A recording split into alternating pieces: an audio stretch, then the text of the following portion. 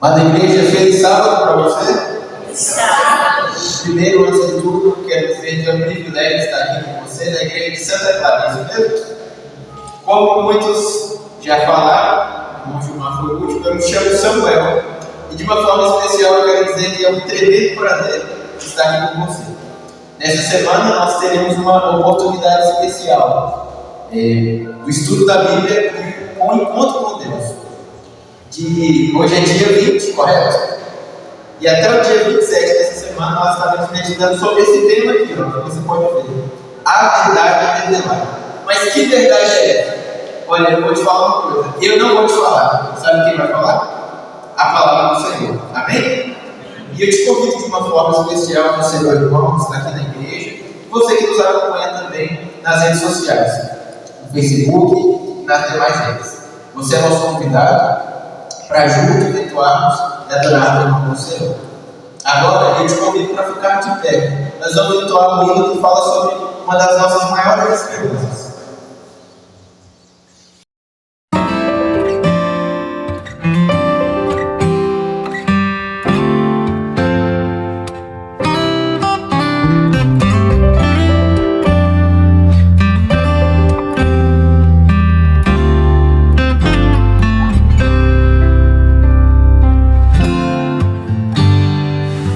Almejamos outro lar, um novo Éden pra morar, pois ficaremos por aqui somente um pouco mais. Esta promessa quero alcançar, custe o que custar, e enquanto espero, sigo confiando no poder que vai me salvar. Com os pés na terra e os olhos no céu, eu vou. Com os pés na terra e os olhos no céu, eu vou seguindo até encontrar meu Jesus.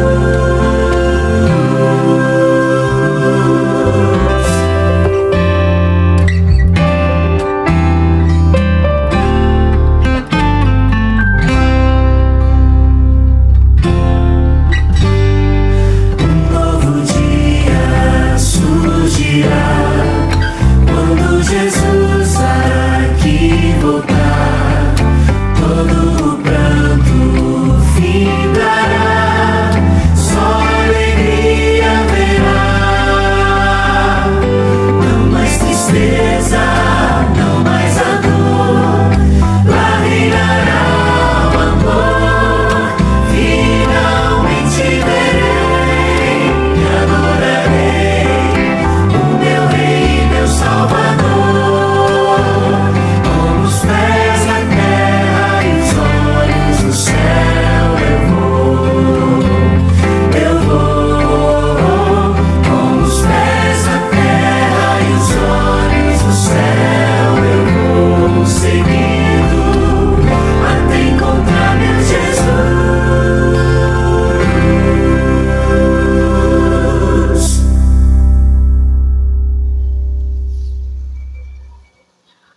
Convido você a ficar de joelho nesse momento para falarmos com Deus.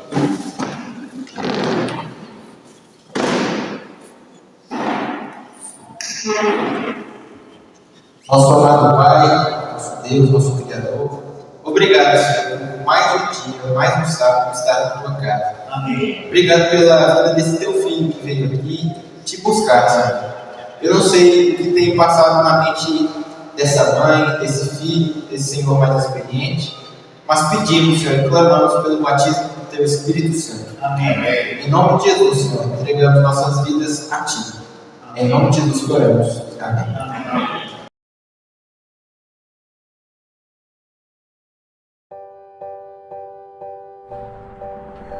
Já pensou o que você vai dizer para você mesmo quando chegar no futuro?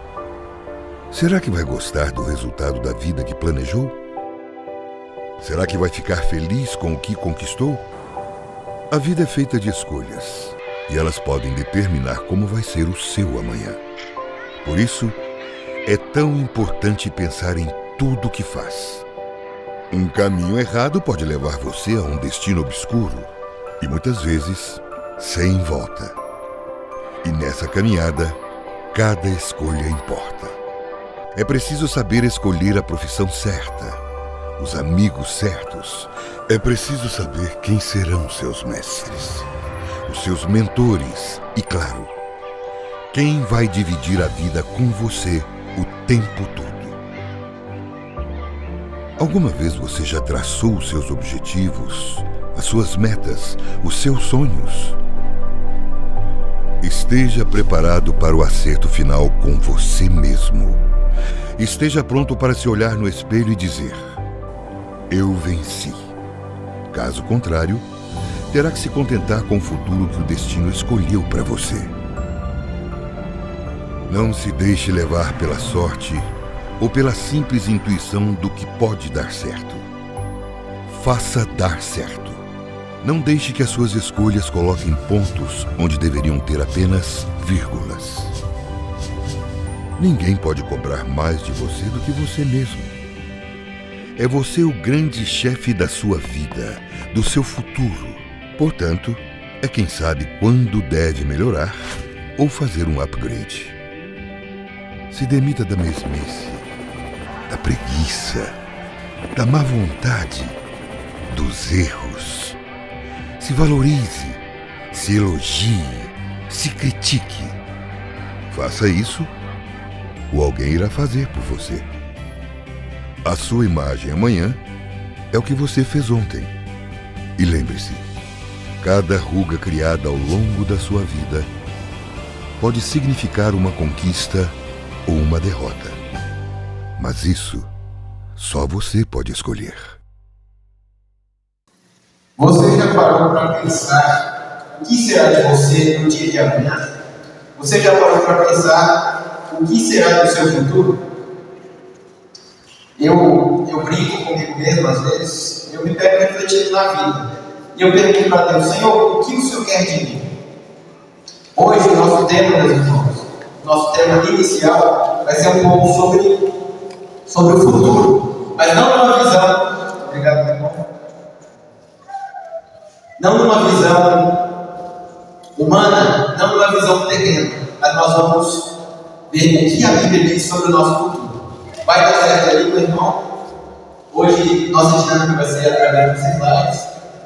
Eu brinco, meu irmão, qual que é o nome do irmão? Irmão Marco, né? Vai dar certo. Eu brinco que se não der certo, é porque deu errado, tá, gente? Mas nesse caso vai dar certo.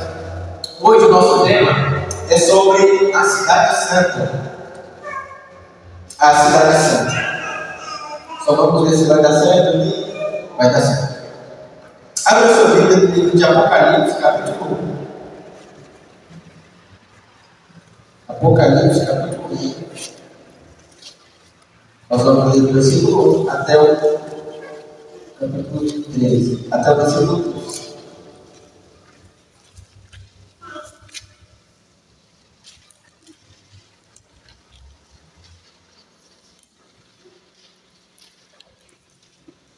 Apocalipse, capítulo 1, versículo. Você já achou? Diga amém?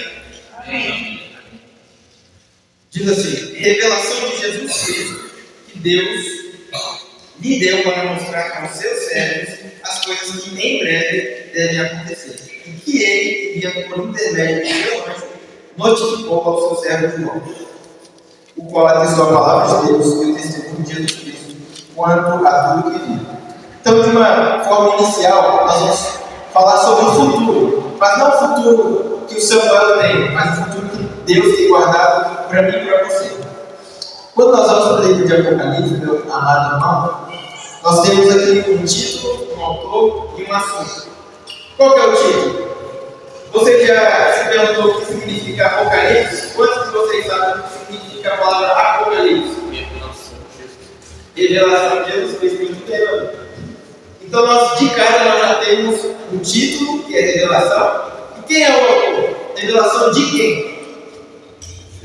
De Jesus Cristo, muito bem. E o texto complementa dizendo sobre um assunto, revelação de Jesus Cristo, que Deus lhe deu para mostrar aos seus servos as coisas que em breve devem acontecer. Quando eu olho para essa imagem, eu fico imaginando o que de fato vai acontecer. Você já parou para imaginar como vai ser o céu?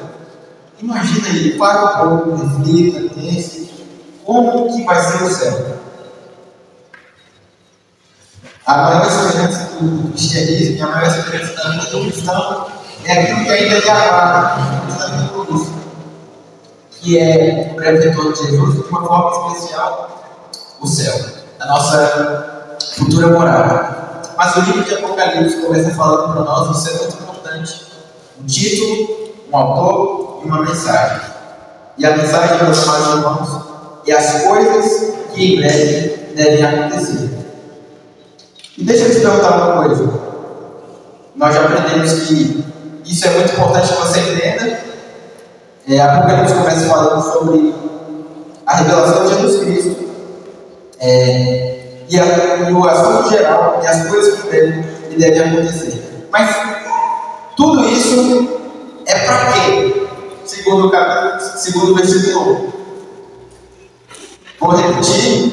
Diz assim: a revelação de Jesus Cristo que Deus lhe deu para mostrar aos seus servos as coisas que em breve devem acontecer.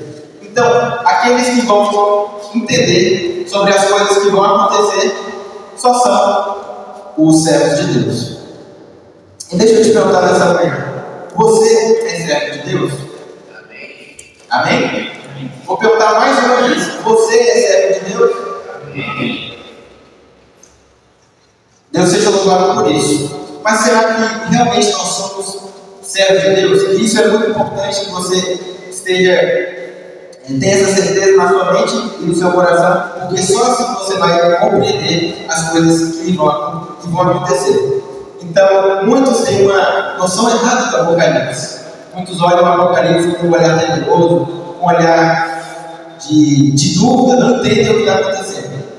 Em muitos casos, isso pode significar que essa pessoa não está vivendo de acordo com a vontade de Deus. Então, de uma forma inicial, para mim e para você entendermos a verdade revelada, Deus precisa ter você como filho, Deus precisa ter você como servo. No capítulo em Hebreus 11, versículo 16, a Bíblia ela nos apresenta uma curiosidade muito interessante. Ela diz que Deus nos falou uma cidade para nós, para os vencedores, ou seja, seus filhos fiéis. Em Apocalipse 13, versículo 12, a Bíblia apresenta um nome para essa cidade, que é, Apocalipse 13, versículo 12, diz assim: ao vencedor, falo-lhe coluna do santuário do meu Deus, e daí jamais sairá. Gravarei sobre ele o nome do meu Deus, o nome da cidade do meu Deus, a nova Jerusalém, que desce do céu, vindo da parte de meu Deus. Passando para o próximo slide. Ao final dos 1000 anos, essa cidade descerá dos céus. Durante esses anos, os salvos estarão com Jesus no céu, participando do juízo de comprovação. Os perdidos estarão mortos sobre a terra e o diabo estará preso sem ter a quem tentar. Passando para o próximo slide. Agora tente imaginar, meu amado irmão, minha querida irmã, como será viver nessa nova Jerusalém. É um verdadeiro desafio para a mente humana. Tente imaginar como vai ser essa cidade santa, como vai ser o céu. Nós vamos meditar nisso nessa manhã. Passando para o próximo slide, o próprio Jesus disse, ali quando ele estava com os discípulos, quando Jesus veio à terra, ele já dizia que na casa de meu pai há muitas moradas. Se assim não for, eu vou teria dito, pois vou preparar o lugar. Então, de uma forma bíblica, o próprio Jesus diz que o céu, não se assuste, meu irmão, não vai ser algo fantasmagórico, fantasioso, o céu é real. E que Deus seja louvado por isso. Você vai morar no céu. Você vai ter uma casa no céu. Muitos têm uma noção errada do Evangelho. Muitos têm uma noção errada do Apocalipse. O Apocalipse é uma verdade revelada do próprio Deus, dizendo para você: as coisas que vão acontecer são reais. Amém? Passando para o próximo slide. 1 Coríntios 2:9 diz assim: nem os olhos viram, nem ouvidos ouviram, nem jamais penetrou no coração humano o que Deus tem preparado para aqueles que o amam.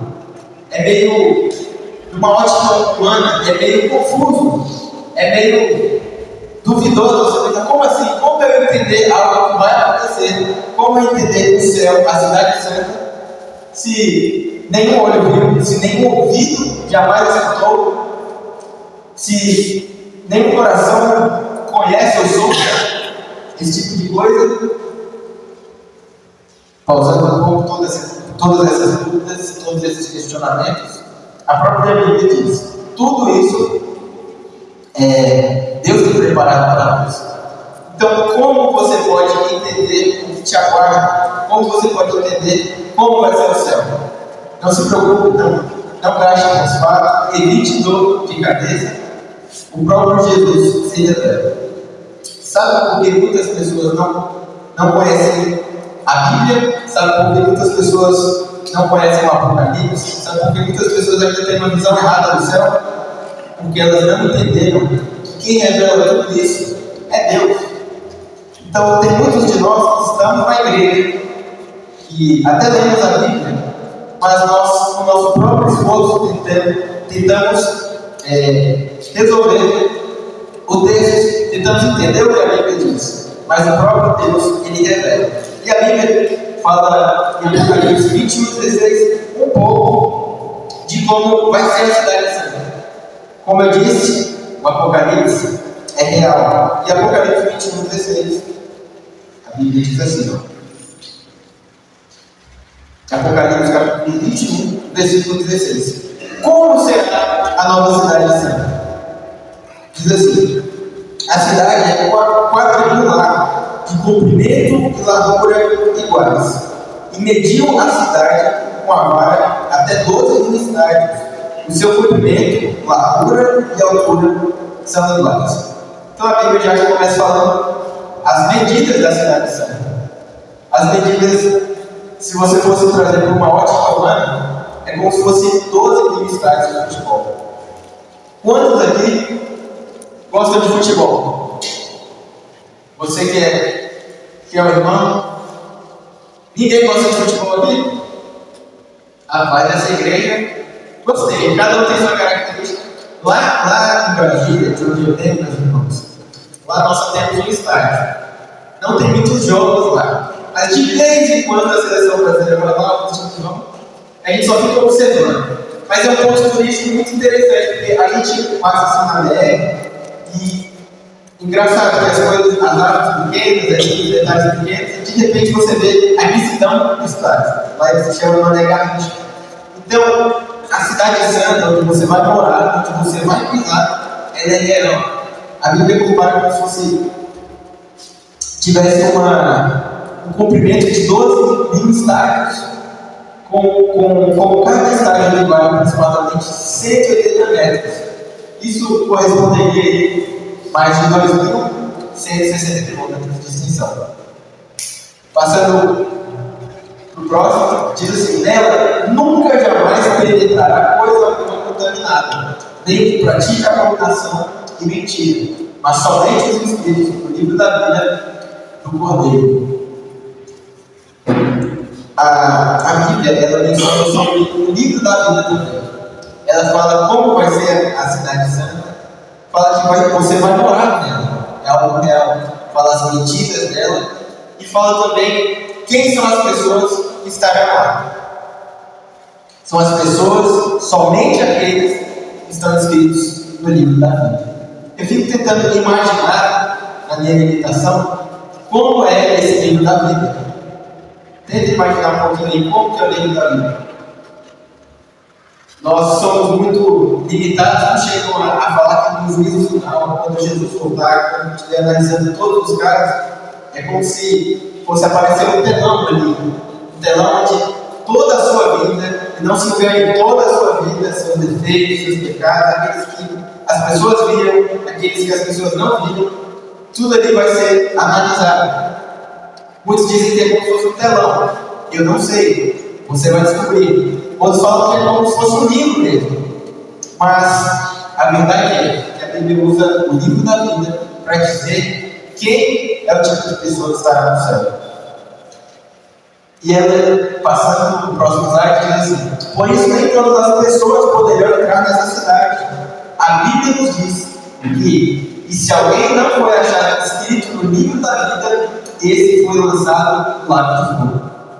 É muito complexo eu e você tentarmos imaginar o céu como de fato ele é. Quantos aqui já viram Deus face a face?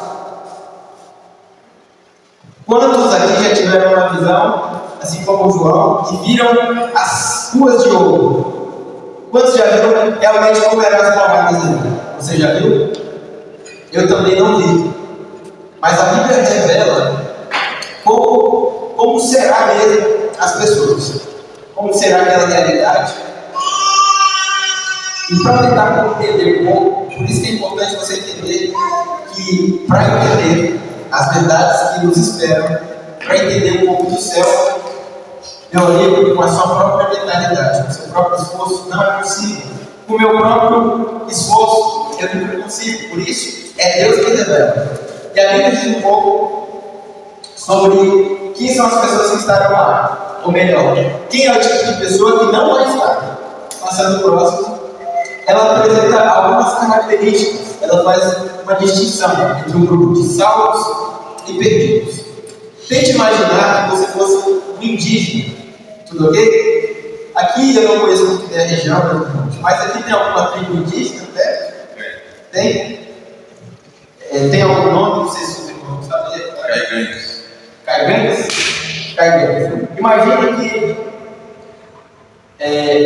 muito antigamente a tribo Caiganhos, geralmente esse tipo de povos nativos, eram os que predominavam na região, né? E as cidades foram surgindo, cada vez mais, agora é o contrário, é a cidade. Mas imagine que o indígena, pela primeira vez, foi para Grande São Paulo. O indígena da tribo Caiganhos, imagina que ele nunca viu uma cidade antes. E você convida ele para ir no turismo lá da Grande São Paulo.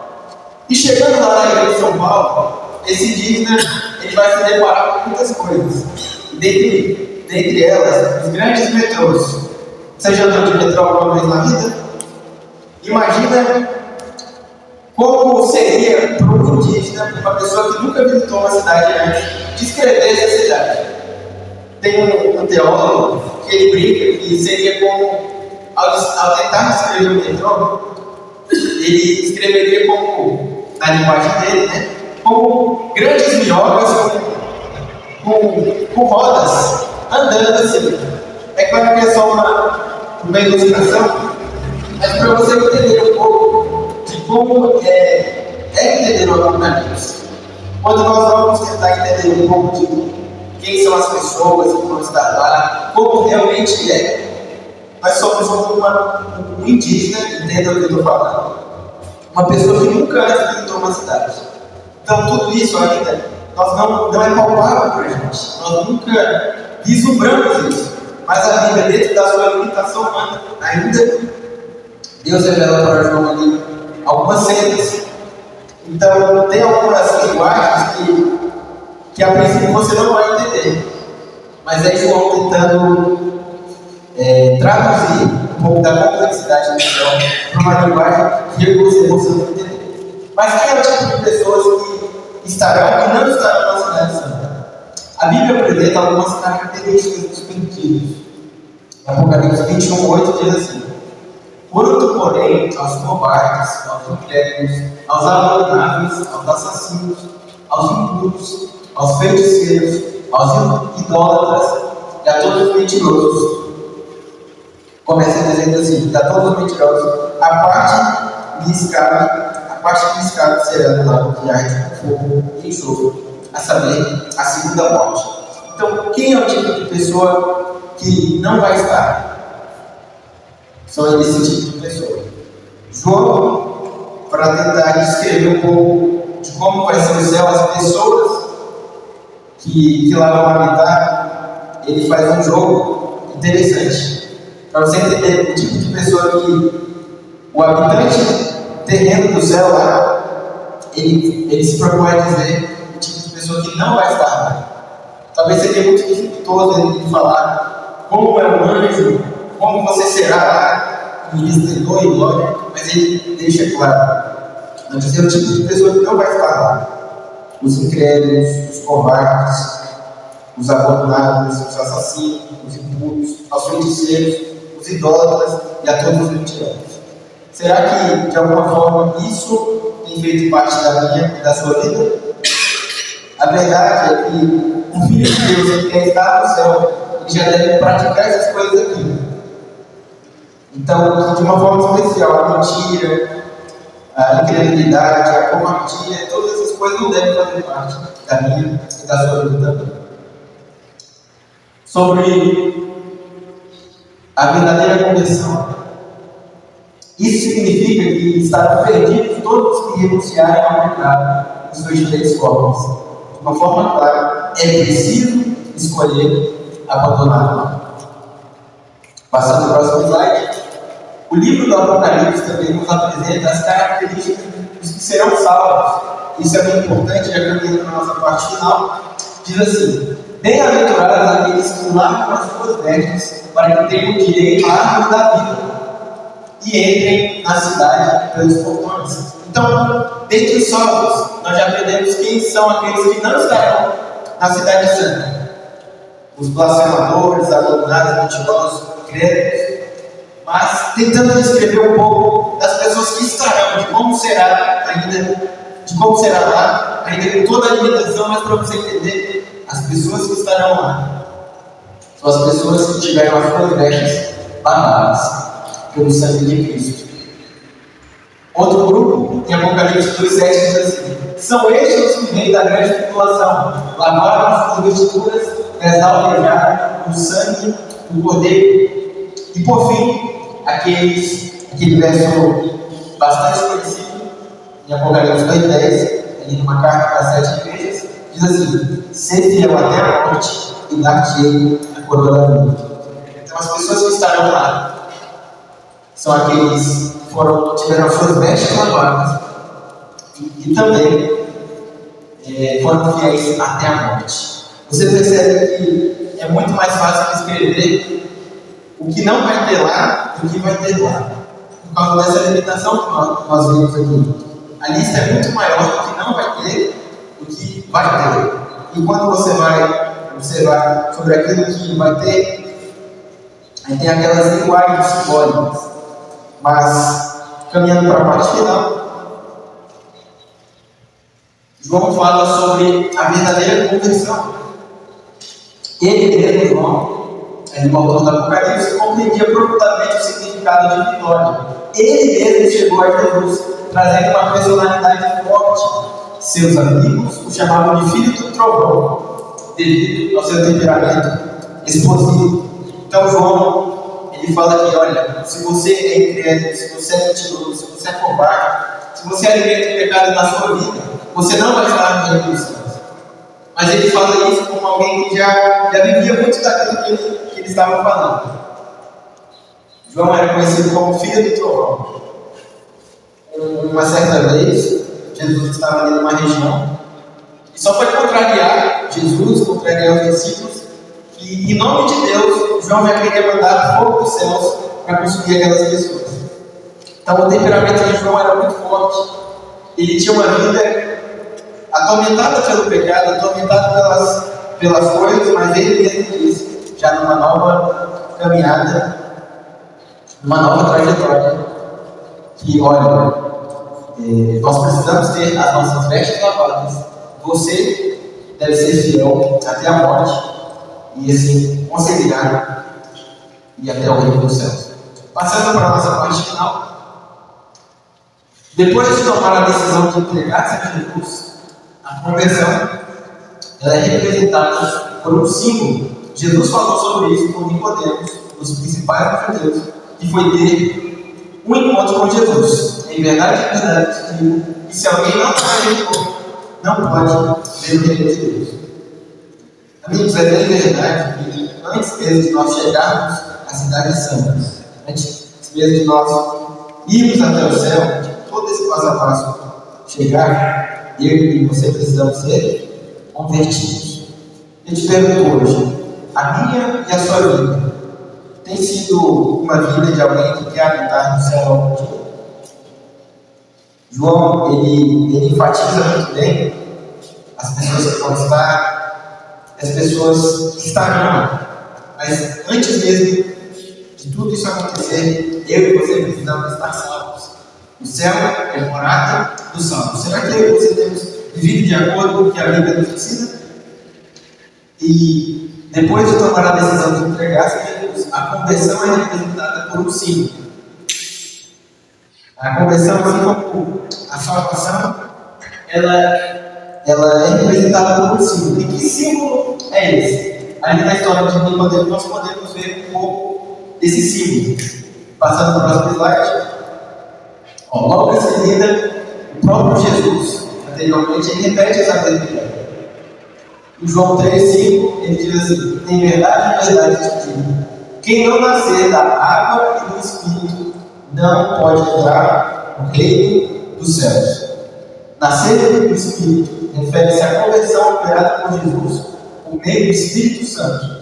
E quando nos entregarmos a Ele, transformando nossa vida por completo, mudando nossos hábitos e vontades, ajudando-nos a viver de acordo com os 10 mandamentos, capacitando-nos com os dons do Espírito Santo. Então, de uma forma clara, antes mesmo de nós chegarmos aos céus, a cidade santa, depois ali do juízo, de todo o milênio, quando nós tivermos de fato a nossa morada estabelecida aqui na nova terra, nós precisamos, antes mesmo disso, passar pelo nascer da água e do Espírito de Deus. E eu finalizo com esse último slide, meus irmãos. E te convido a abrir a Bíblia em Mateus 18,3, esse é o nosso último verso. Mateus 18, versículo 3.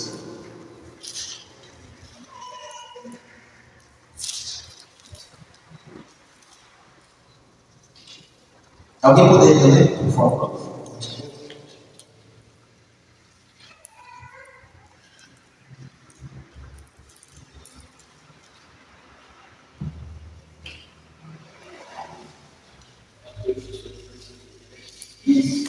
Mateus 18, versículo 3.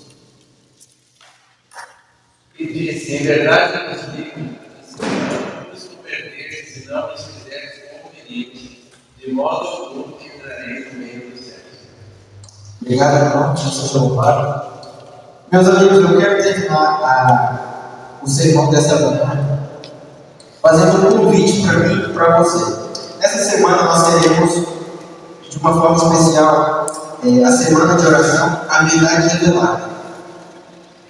Eu quero fazer um convite para você a se preparar de fato para ir para o reino do céu. O objetivo dessa semana não é tocar, não é sentimentalismo, não é pura festa, não é todo respeito. Obrigado, irmão. O objetivo dessa semana não é festa, não é farra, não é sentimentalismo. Tem o objetivo conversão, tem o objetivo nos conectar realmente com Deus. Então hoje é o primeiro tema, mas só uma porta de entrada sobre a importância de eu e você nos prepararmos, de nos convertermos para assim, então, irmos para o reino dos céus. Deixa eu te perguntar uma coisa em nome de Jesus. Você acha que é possível que eu e você estejamos um dia na Nova Jerusalém se nós não nos convertermos? É uma pergunta óbvia, mas responda em nome de Jesus. É possível? Não é possível. É possível se eu e você, é possível eu e você estarmos no céu um dia, se nós continuarmos do mesmo jeito que nós estamos? Isso é uma pergunta, uma reflexão para mim e para você. Será que é possível? De uma forma especial, eu quero te convidar a nós nos conectarmos verdadeiramente com Deus. Eu sei que há pessoas aqui, que há vizinhos, muitos deles ainda não experimentaram o que de fato é uma conversão. Muitos estão aí no caminho de dificuldades, de problemas conjugais, muitos até que problemas de mentira, enfim, de todo o pecado. Mas essa semana tem como objetivo nós nos conectarmos com Deus. E terminando com o verso de Mateus 18, versículo 3, Jesus diz assim: em verdade eu digo que se não vos converterdes, se não vos tornardes como crianças, de modo algum entrareis no reino dos céus. Então, isso, antes de tudo, antes de nós convidarmos as pessoas, seus amigos, seus familiares, Deus chama a mim e a você a experimentar de fato a conversão. E para assim alcançarmos o reino de Deus.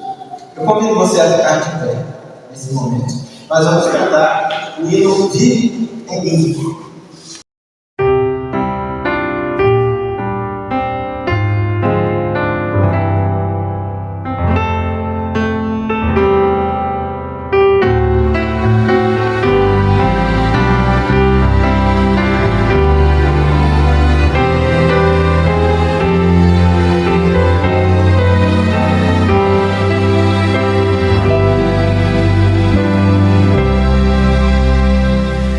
Vive, Santo Espírito, neste meu pobre ser, faz no meu coração a luz do céu resplandecer. Vive em mim, Santo e bom Consolador, limpa do mal meu coração, reine nele só o amor. Fala, Santo Espírito, fala-me com poder, pois para a redenção real eu quero renascer. Vive em mim, Santo e bom Consolador, limpa do mal meu coração, reine nele só o amor. Santo, Santo Espírito, enche-me de fervor, para que eu ponha o meu viver nas mãos do Salvador. Vive em mim, Santo e bom Consolador, limpa do mal meu coração, reine nele só o amor.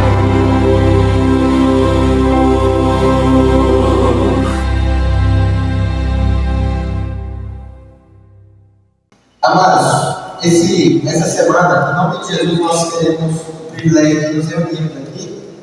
E eu vou ter o privilégio de conhecer a sua história, você um pouco da minha, mas acima de tudo nós experimentarmos a conversão, a salvação na prática. E nesse último texto que nós lemos, Mateus 18, 13, 3, fala que se nós não nos convertermos e não nos tornarmos como uma criança, nós não veremos o reino dos céus.